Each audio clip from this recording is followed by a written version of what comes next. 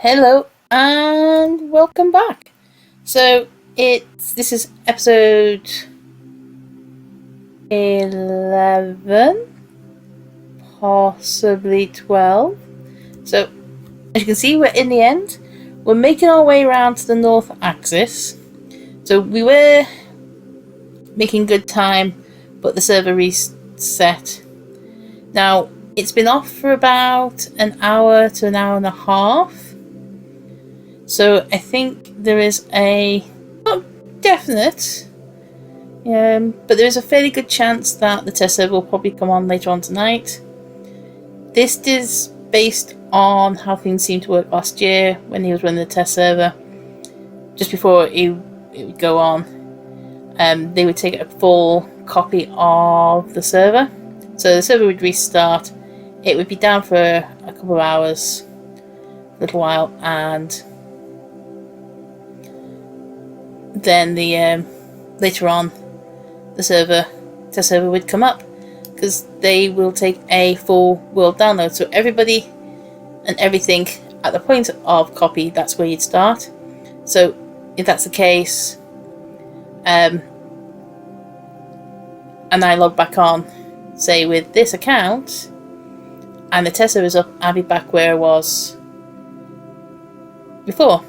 So this could cause a few issues if I haven't finished this, because we don't know if... First of all, we don't know for definite the test server is coming up tonight.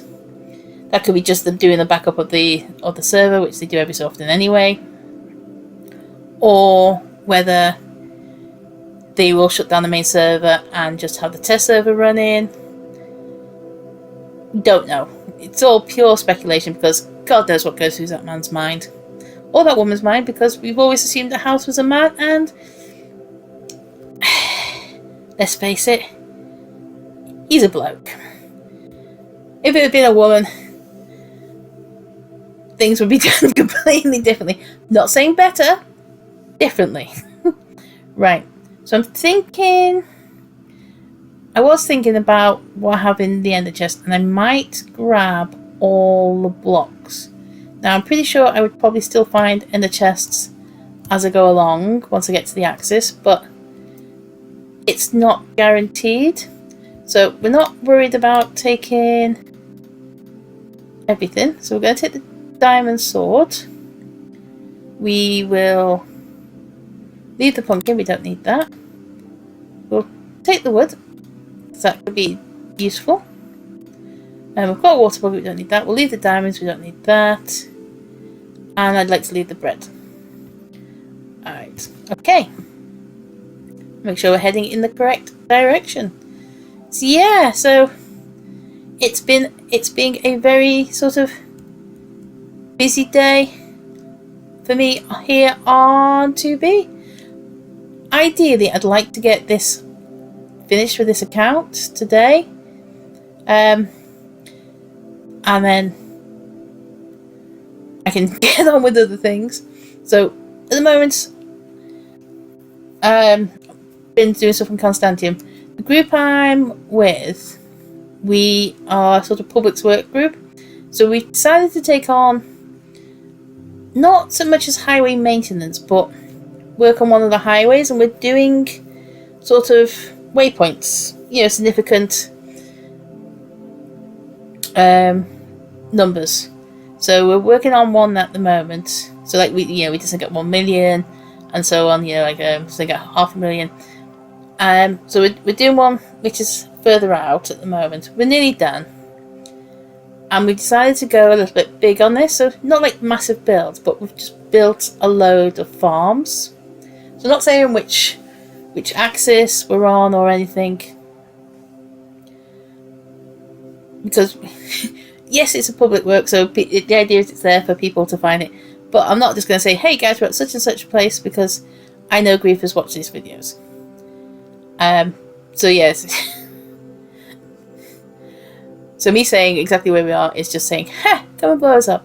So yeah, so we've been focused on building loads and loads of farms. So it's like iron farm, there's a villager breeder, there's a small villager trading hall, I've done a kelp farm, a few semi-automatic farms, wheat and beet, and nether wart. Somebody else has done melon, pumpkins. Another one sorts out the breeder. You know, it's a team effort. So most of the farms are now done. I think one of the guys wants to do a gold farm, but he's away with work at the moment, so that's gonna have to wait until he comes back. So I'm at the point now. I've just finished doing like a small AFK fishing spot. I've made an area where people can brew. It's daft because once we're done, we're leaving this. However long it lasts, you know, we have no idea because it's an alky server. The hope is for us that it'll last at least a little while. That players coming through will see it for what it is, which is a waypoint, a place where players can stop, regroup, restock, resupply, prepare themselves for journeying further on. So that's what I've been spending a lot of time at the moment. So pretty much all the farms are done.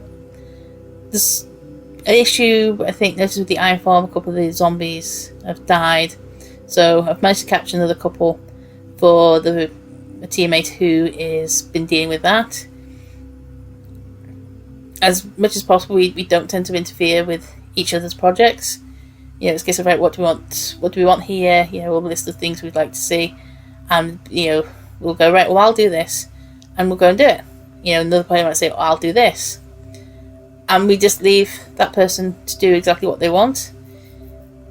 So the things I've done, not necessarily the most efficient, and they might not be in the way other players have really made it. So, like, I've done a kelp farm, I've done sugarcane, and I've used bamboo in the sugarcane, just a small amount, rather than having a ton of observers. I know we're using free cam a bit more these days, aren't we? Is it just chorus fruit? Yeah, not interested. So I've used a ton of observers. What I've done is I've planted bamboo in front of, I think I got a total of 8 observers using, and that they would normally have been a stack.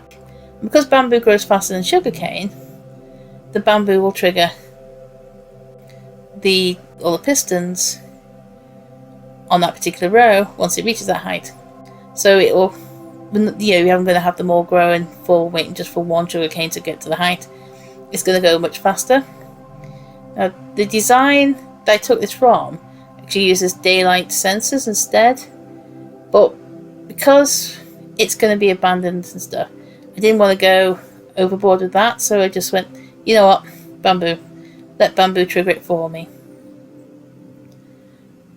You know, it's not going to be the most efficient in the world, but it doesn't need to. Same as I built a mob farm, so it's all mobs, not just creepers. You know, and it works. It's not bad, but if I wanted it to be more efficient, I would need to have gone down into the caves and lit them all up. Now, there's like a mine shaft underneath, so I've lit up a good bit of that. I guess I didn't need to take stuff out of the ender chest just yet. But I just don't really want the hassle of going down and lighting everything up because I don't see the point in it. You know, if the players come along and they, I don't like this one bit, want it to be more efficient, then they are very welcome to go down and, right, let's just be sensible.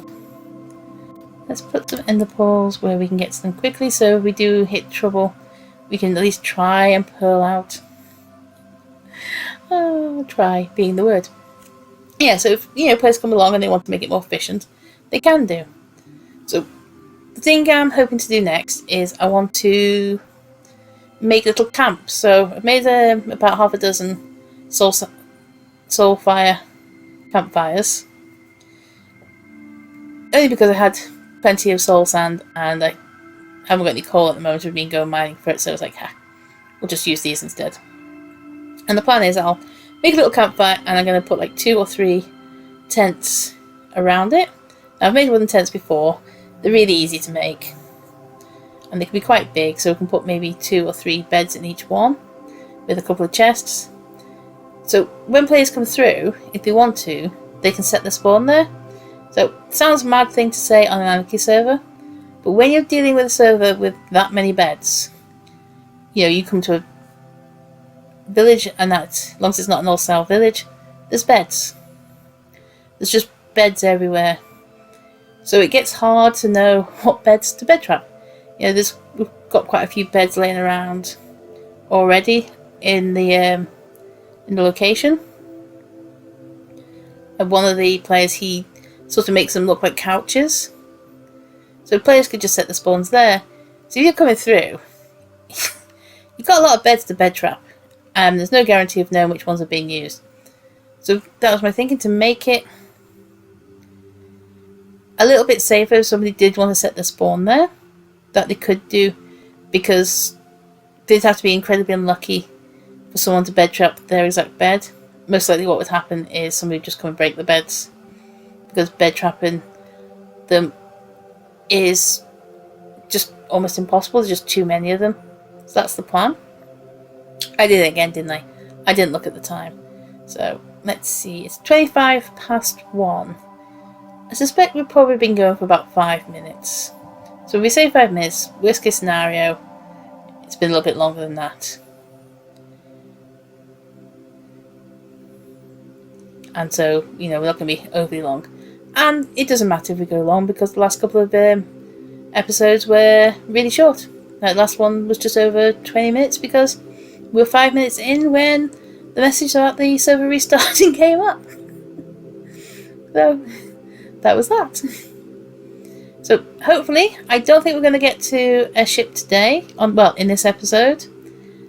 I do hope to keep continuing, though I'll be honest, finding things to talk about is getting harder and harder. So I was saying previously I didn't know whether, when I find the elytra, whether that's where I'm going to take it. So a decision is now, no, I'm not. This series ends the moment I get the advancements, sky's the limit. So if I see any on the floor, I'm going to have to ignore them. So I come along and see somebody's died, I can't go and pick up the stuff because I'll get the advancement, sky's the limit. So that's my thinking. The aim of the series is me to get the advancement, sky's the limit. Like I say, there isn't really any point me taking the stuff, because I do have plenty of elytras already, and majority of them are already enchanted. So once we're back in the overworld, my main will just re-kit me.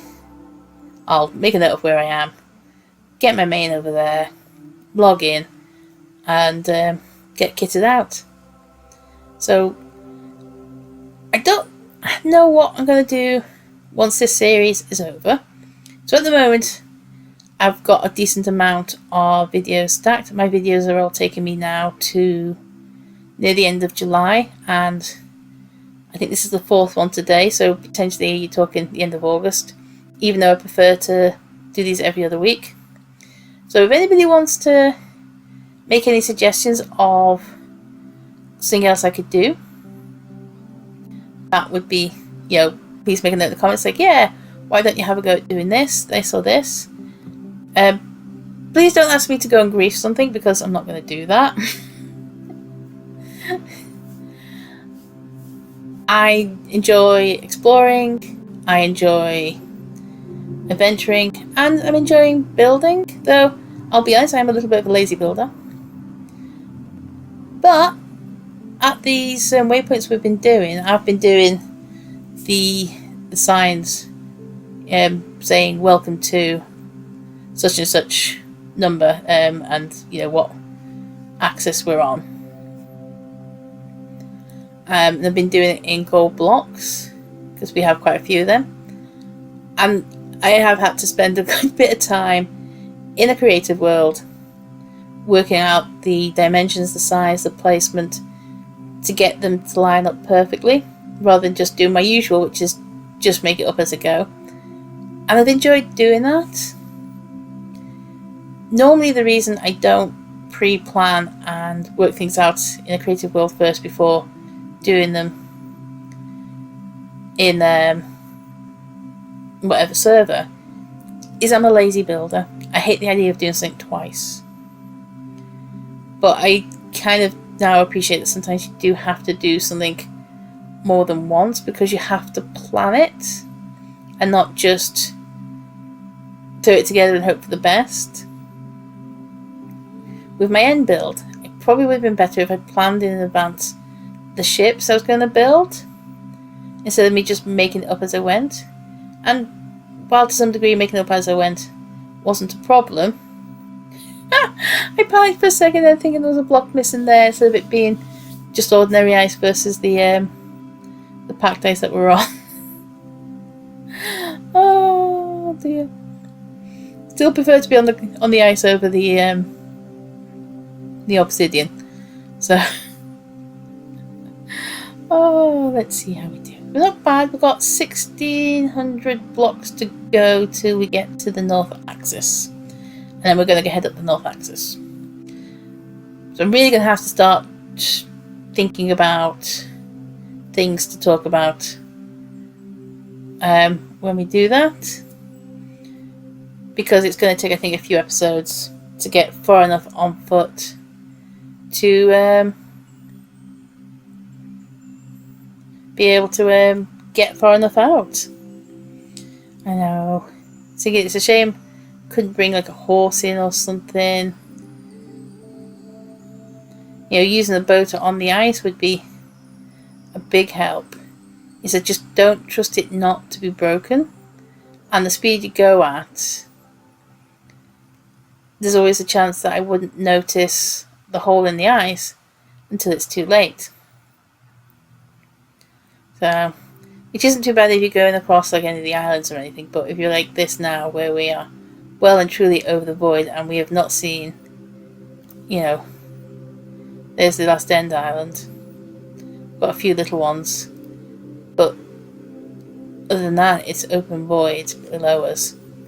I don't really want to chance it with a boat because we're getting to the point. I spoke too soon. Because we're getting closer to the axis, we're going to get to the point where we're not going to have as many end islands for a little bit. See, there we go. There's a hole there. See, I know I wouldn't fall through on the boat on that, but still.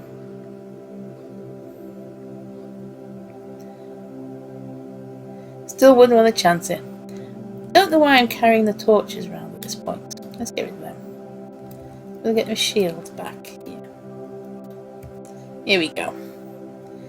Yeah, torches do nothing in the end. The nether, fair enough, because you know the nether can be quite dark, but yeah.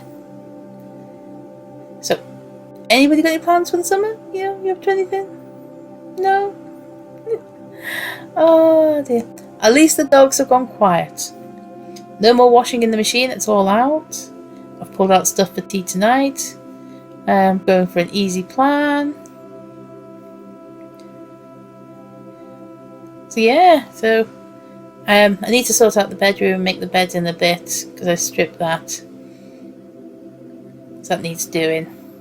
We have a ceiling fan in there because being in the UK it's just not worthwhile having air conditioning because we never get that hot for that long. You know, we might get the odd time when we might have a couple of weeks of hot weather, but that's rare. Normally it's like a couple of days and that's it. The last time I can remember us having a long spell of hot weather was 7 years ago. And then before that, you're going probably back another 20 years. Yeah, I think I just finished my GCSEs. And it was a really hot summer. It's either I'd finished my GCSEs or I'd finished my A-levels. But I was in school and that was finished early in that. And I think it went hot in June and it carried on all the way through June, July and most of August and then went miserable for the August bank holiday because in the UK it is traditional for it to rain on bank holidays. Just the weather does that to us. 7 years ago we had about, I think, a 6-week spell of hot weather. And then the weather broke and went back to normal. So, yeah, it's not been too bad here at the moment. It's been quite dry. Not had a huge amount of rain the last month.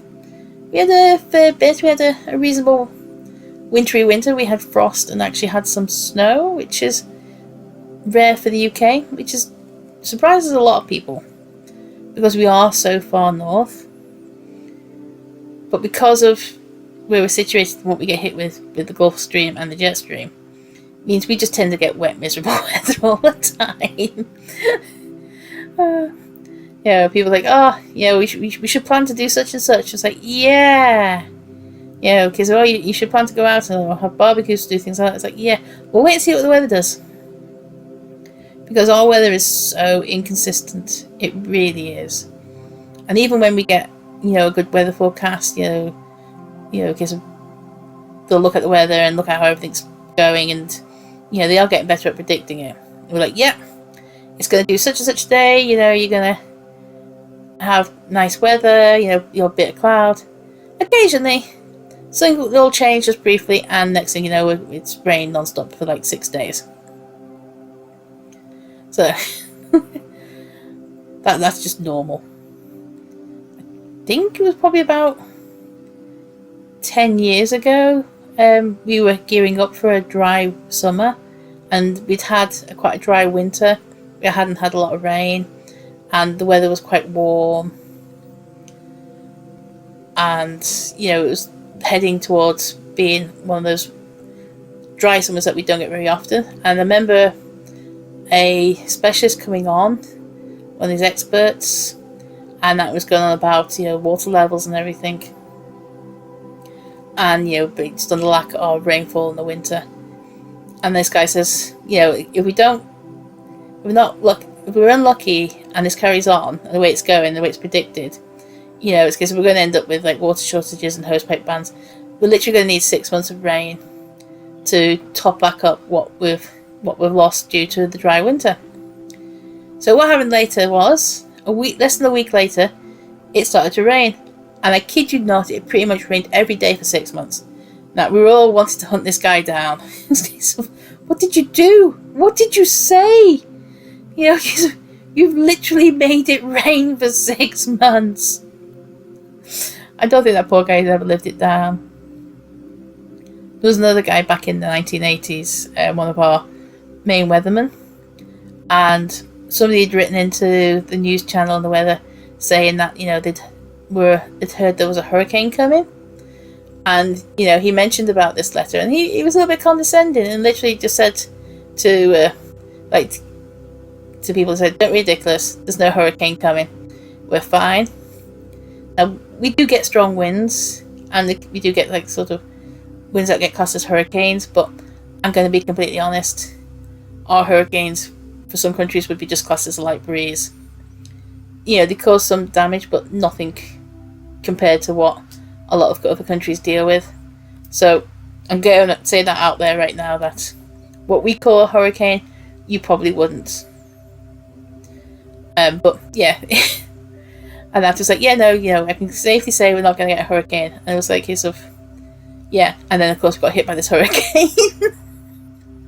And unfortunately it was bad enough that a couple of people did lose their lives as a result of it, trees coming down and such. Because most of our houses are built of stone, they don't tend to blow down as easy. So right, we said 20 past, didn't we? So we're coming up to 20-minute mark. So yeah, so it's like the second time a weather expert has got it completely wrong and made themselves look a bit silly. I am really scraping the bottom of the barrel here, aren't I, with things to talk about. Yeah, because I'm wanting to get this series finished, because to be honest, it's dragged on longer than I intended. I had originally planned to record once a day, and then with other things I never got round to it, and there were a few times when it was over a week or a couple of weeks between recordings, so it's dragged out a lot longer than I wanted. And while I still had my main account out in the end on the build site, that wasn't such a big deal. But now I've got my main account back at spawn. I don't want to wait too long before I bring this to a close. I want to get it finished sooner rather than later. I kind of like this. I like the fact that you've got the glass, the ice, what am I on about? Either side of the obsidian. So it makes it easy to follow it. But then we've got the obsidian, somebody's filled the thing with obsidian. So it's a bit safer to walk on. It's not having to worry about places where people have melted the ice and you can fall through. So yeah, it's a good path. It'll be interesting to see how far it goes.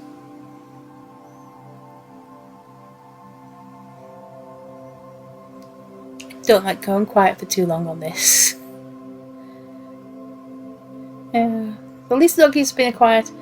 The other side of us, neighbours, the little girls were out playing for a little bit, but they've gone back in now. Imagine it's getting a bit too warm for them outside. Because again, we're not used to the heat. We're used to damp, cold, miserable weather. That's what we're used to. We can't survive with cold, really cold. So frost and snow. We don't know how to deal with that because it happens so rarely, and we can't cope with the hot weather because again it happens so rarely. We don't know how to deal with it. That's why our transport hubs, the trains and our planes will get grounded for the least little thing, and other people from other countries will be like, "You're not flying because of this. Why?" And it's a case of, quite simply, we don't know how to deal with it. We don't know how this works. It's not that we don't want to, it's just it's completely foreign to us because it doesn't happen enough for us to put in all the things like heated runways and such. That would mean we'd be able to deal with it better. So it's like, for those rare times when we actually have enough snow, we just have to close everything down. I even ended up missing work a few times this year because of snow. I haven't had it like that for quite a few years. So it was a bit of a shock for me to go okay, guess I'm not working today. But it's nice to have a job where I'm able to phone in and say, listen, this is what the situation is, I can't make it in. I don't have my boss trying to make me feel guilty for not going into work. Because my previous employer, that's how it was. It would have been, it's like, well, we're going to struggle. It's going to be difficult without you, You're letting the team down, sort of thing. We really need you in. And I had that quite a few times, and it really annoyed me because it became obvious that it was sort of one-sided. More than once, I was sort of emotionally blackmailed into staying when I shouldn't have done, only for them to see the managers case of leave when they needed to with the attitude of, well, you'll just have to manage. And stupidly, I kept doing it. Actually, I might leave ranting about work for the next episode because I could rant for hours. I could rant for... Oh, God. I didn't see that hole there until I nearly walked into it.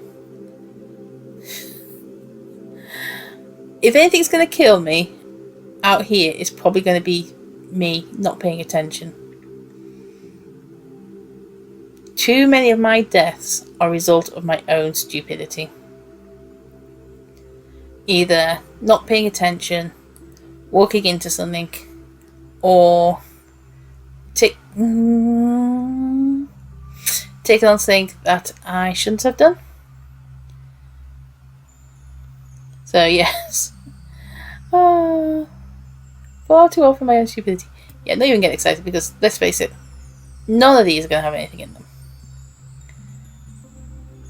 I wouldn't even go off the path at this point. We'll see how things go, but probably we will leave the Access Highway, if it continues, somewhere between 30 and 40,000, probably closer to the 40,000. So we're at probably, I think we're about 25 minutes in, and we've made it to 7k, and we were at the coming up on the diagonal on the ice path, so that was 5,000 there. So I think we probably should make it to 10k, so 15,000 blocks. But we were working on ice, which is a bit slow, but we don't know what this road's going to be like further along. And, I've got to keep an eye out things like that. Most of them will have ice underneath, but there's no guarantee.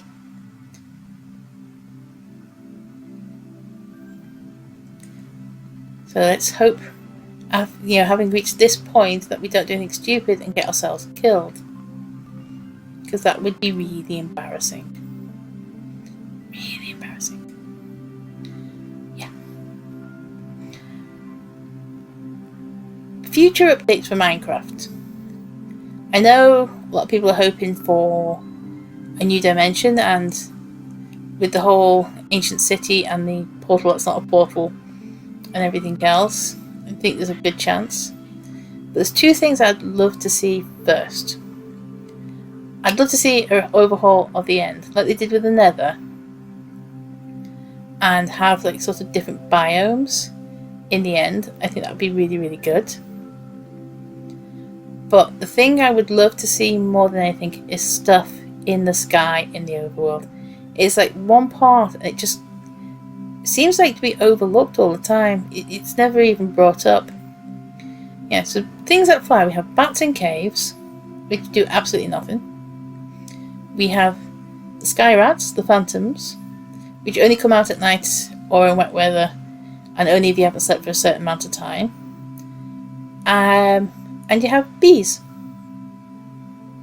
And that's it. They're the only things that fly. Wouldn't it be cool to have things actually flying around in the sky? Same way as they introduced, fish into the oceans. So you have cod and salmon, and then you got your tropical fish, and you got your dolphins. We've had the squid for ages, but they brought more stuff in, which means that and even hostile mobs with the drowned. Worth checking. It would be good to see something like that in the skies. Have different mobs. Maybe have some things that will ignore you and leave you alone as long as you don't get too close. Sort of like with the pandas. Sorry, not the pandas, the polar bears. The polar bears got a young, but you don't get too close, it'll ignore you, but only attack if it thinks that you're a risk to its young. So having things like that, flying, different types of birds that existed in certain biomes. I would love to see stuff in the air. I would make flying around with elytra a little bit more of a challenge, because let's face it, once you've got an elytra, as long as you keep an eye on its durability, you can escape nearly 90% of the difficulties. Even the phantoms aren't much of a worry if you're able to fly. It's only when you're on the ground standing still that they become an issue. So, yeah. I don't know how, I don't know if you can write to Mojang and say, listen, can we have some birds and some other random creatures that fly? Because the skies are empty, and I really think it's long overdue that you did something with that. So yeah, as much as I'd love to see a new dimension, the things I'd love to see first is some population in the overworld of the skies, and some new biomes in the end. New mobs, new biomes, new loot table. Like they did with the Nether in 1.16. Something similar for the end.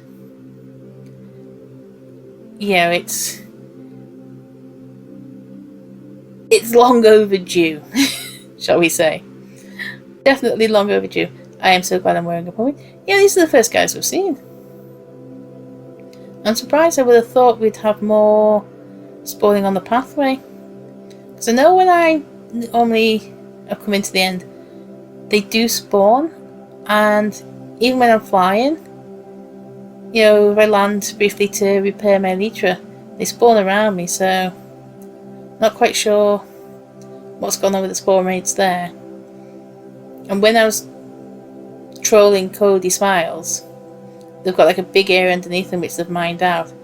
And the amount of mobs down there, it must have been almost at the mob cap. I've never seen so many hostile mobs spawn on 2B in one place before. You know, there must have been 10 or 12 different mobs underground. I was like, what the hell? How have they managed that? You know, so it has given me ideas for future mob farms when I do eventually move my base. So let's see, we are 8,002. So coming up on the half-an-hour mark. I think I would like to get us to 10k. Now, one of the things I haven't really given any thought to is withers, because I do know withers do exist in the end. People have spawned them, so I think we've been quite lucky, and we haven't had to deal with any. So that's good, because let's face it, if we come across any withers, we have got nowhere to go. There's not a thing we can do to save ourselves. So now that I've mentioned them, fingers crossed, I am not now going to jinx myself and reach a point with like 6 withers waiting for me, because that would be really disappointing. Just look at all the other paths that people have built over time. I'm not sure if that's where somebody's just mined, or if that's an actual chunk area. I have been noticing that line. I know, yeah, because it goes underneath there, so I think it's somebody's mined through. So somebody's, I suppose, gone through with like maybe like baritone or something going, and it's just bridge for them. I've tried to use baritone a couple of times with poor success. I've certainly not been able to get them to bridge for me, or make a reasonable safe path. So if anybody wants to suggest any videos that will act as a tutorial for using baritone, please put it in the comments of this video. There's so much I just don't know how to do. There's so much stuff in Minecraft I don't know how to do. Come across things and I'll be like, oh, I didn't know you could do that. I didn't know until about 6 months ago you could actually craft end rods. I thought you could only get them by going to the end and end busting. And then it turned out, yeah, make pop chorus and mix it with blaze powder, and there you go. I was like, oh, not blaze powder, blaze rod, sorry. Yeah, it was like, okay, didn't know that. Well, now I do. That saves a bit of time. But just think, new biomes in the end, how much more exciting end busting would be, and probably how much more dangerous it would be. It'd be so much fun.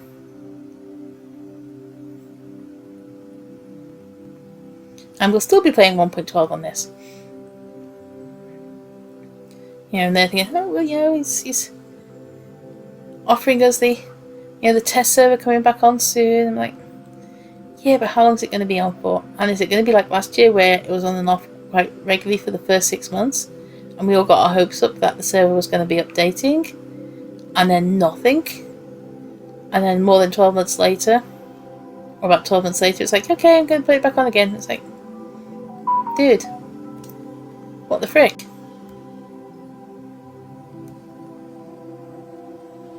It's a case of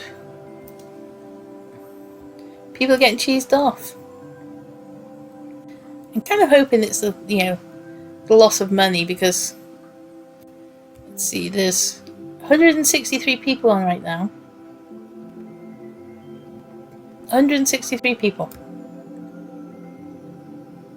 That's it. Now I know there'll be quite a few people in regular queue, because only so much is allocated to regular queue, and so much is allocated to priority queue. But 163 people, and a few of them are bots. Let's have a look. Nope, but he's not. Have you seen? Here's a case of right, go back and draw them again. It's nice underneath. Right, so we're not far off the 10k.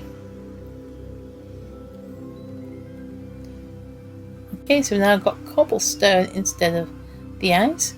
Again, that's not a problem. It makes it a bit easier to see where we are.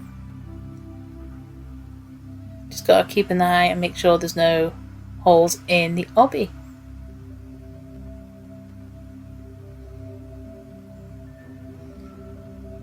And if there's holes in the obby that I'm not going to fall through. It feels like we should be really far out, and it's like, no, we're not. We're actually still really close in.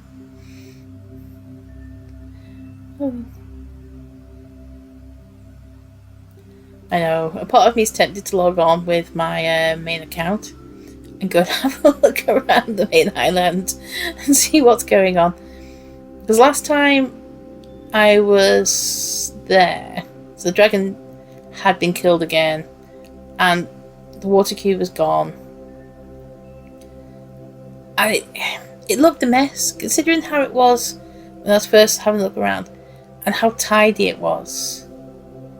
You know, I get that they're trying to there's a group trying to clear the lava casts and everything else, but it looked so messy. It really did.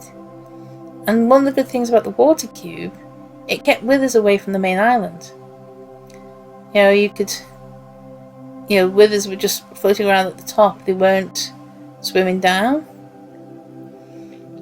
Now, I know on more recent versions that if they'll sink to the bottom and they will go into water.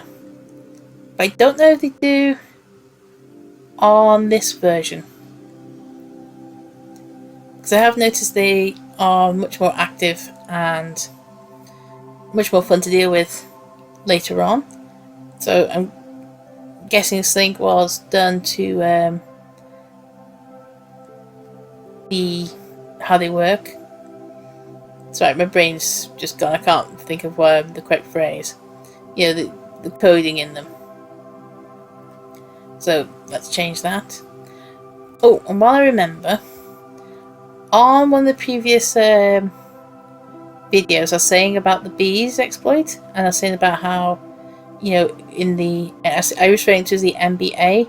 It's not MBA, it's MBT data. That the coordinates of where the bees are is in there. So yes, I'm correcting myself now. I'm referring to the MBT, not the MBA. I think the MBA is something to do with spots. Well, there we go, 10k. Right, I think we'll stop here because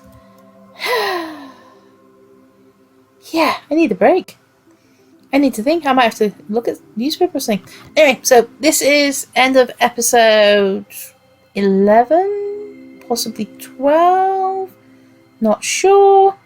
We are over 10k out now, so hopefully one, possibly 2 more episodes should see us there.